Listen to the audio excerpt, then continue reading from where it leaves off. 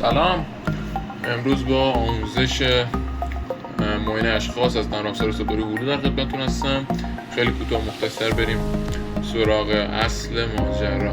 خب برای فعال کردن و نمایش بخش گزارشات و منشات از منوی گزارشات حسابداری معاینه اشخاص اقدام میکنیم. توضیحات تکمیلی خیلی کوتاه بهتون میگم. توضیحات فاکتورمونه، کالایی که تو فاکتورامون ثبت کردیم و به صورت حالا میتونیم آچار یا غیر آچار نمایش بدیم، وضعیت فاکتورمون تصفیه شده یا نشده، نمایش توضیحات فاکتور باشه اشکال نداره، لیست کالاهامون فعال باشه خوبه، همراه توضیحات سطری فاکتور باشه، توضیحات سطری هر سطر باشه. اگر کالایی مثلا توضیحات در جلوی هر کالایی مخصوص کالای نوشته بودیم برامون بیاره خوبه. طرف حسابمون رو میتونیم انتخاب بکنیم، مثلا آقای فلان. مهم میتونیم کد طرف حساب ببینیم، ادغام گروهی انجام بدیم اینجا، بعدا در موردش صحبت میکنم تو ویدیوهای بعدی. و نمایش مانده طرف حساب میتونیم ببینیم، مثلا این بنده خدا که ما میشه گفت صندوقه، فروش صندوق، این مثلا 24 تومن بدهکار، بدهکار. خب بریم سراغ اصل ماجرا. اینم زیاد حالا بخش عدد نمایش، عدم نمایش عدد بدهکار و بستانکار که نذارید فعال باشه، یعنی غیر فعال باشه، خاطر اینکه باید بدونیم که خب بستانکاره یا بدهکاره.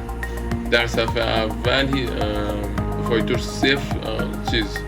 صفر در نظر گرفته بشه که نمیخوایم. نمایش تعداد در هر گزارش غیر فعال باشه، بذاریم تا جایی که خود برگ آچار میتونه جا بگیره. وسطچین سطوح اعداد اون دیگه دل بخواهیه، مثلا بذارید ما همین رو یه تست بزنم.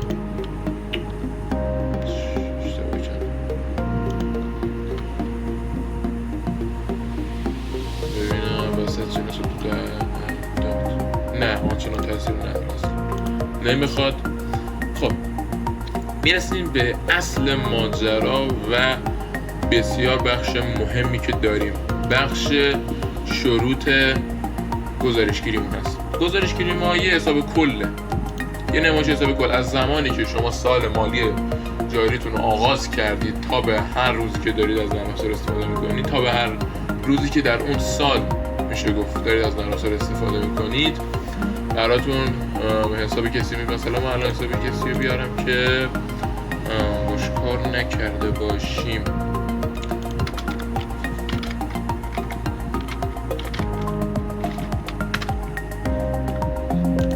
الان ناکارت خالی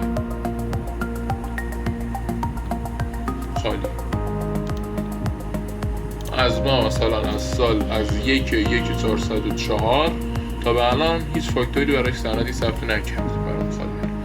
یه بخش دیگه دیدیم مثلا نمایش در تاریخ، فقط اون روزی که ما میخوایم و میاره، مثلا 18 امروز 18/5 میگه 18/5 برامون چاپ بگیر. خب وقتی که نداریم بذارید مثلا این شخصی که امروز باید فاکتور زدیم تاریخ 18/5 یه تایید میگیریم. این جنس ها رو امروز مثلا به این بنده خدا دادیم. خب این مثلا از این بخشی که همون روزی که میخواییم و برامون نمایش میده. خب خیلی آپشن کاربردی و خوبیه. بخش بعدیش نمایش حساب میان تاریخی هست. میان تاریخی یعنی مثلا از فلان تاریخ تا فلان تاریخ برامون نشون بده که مثلا این شخص چه فاکتورایی براش سند خورده. مثلا من میگم از 1/5 تا 18/5. خب چون ما خیلی سند میزنیم برای این حساب صندوقه، مثلا میگیم تا 2/5 برامون نمایش میده. تو که من حتما زیاده اینا. مثلا همین شماره فاکتورامون هست که همه رو قابل نمایش، همه رو از اینجا ها میتونید خودتون با این بخش بالا سر کله بزنید و باش کار بکنید تا دستتون بیاد. هر چقدر من بخوام بهتون توضیح بدم باز تا خودتون این بخشا رو امکاناتش رو فعال یا غیر فعال نکنید متوجه نمیشید. بخش بعدی میان شماره سند. میان شماره سند رو مثلا از بین سند شماره 1 تا شماره سند 300 میزنیم. فکر کنم هیچی نمی آره سند افتتاحیه فقط دارم میاره. یه دونه سند اصلی ما برای این بنده خدا زد. مرتب سازی بر اساس ورودی اطلاعات، ثبت، بدهکاری، بستانکاری، شماره سند، ثبت تاریخ. خب اینا ما میذاریم بیشتر ورودی اطلاعات. ما اطلاعاتی که بهش میدیم در مورد این شخص رو میخوایم ازش گزارش بگیریم. خب اینجا یه سری تنظیمات اعداد و ارقام و رنگ، مثلا من رنگو مثلا سیل بزنم 14 همینطور که میبینید خیلی هم طول کشید. خب همینطور که دیگه حقیقت زیاد بود نشد. بسته حالا به صورت سیستم افزارتون داره و حجم اطلاعاتی که در مورد طرف حسابتون دارید. خب اینم از معاین اشخاص. امیدوارم که آموزش خوب باشه، مفید باشه براتون. تا آموزش بعدی و بخش دیگه خدا نگهدار.